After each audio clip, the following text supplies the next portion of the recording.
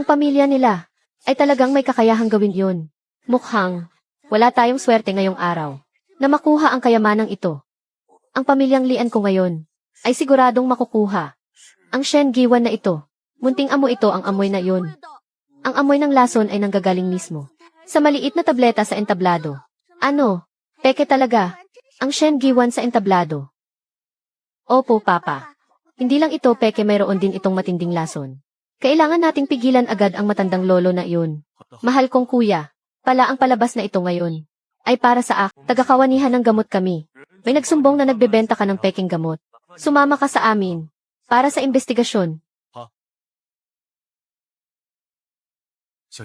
Bumalik ka agad at humingi ng tulong kay lolo.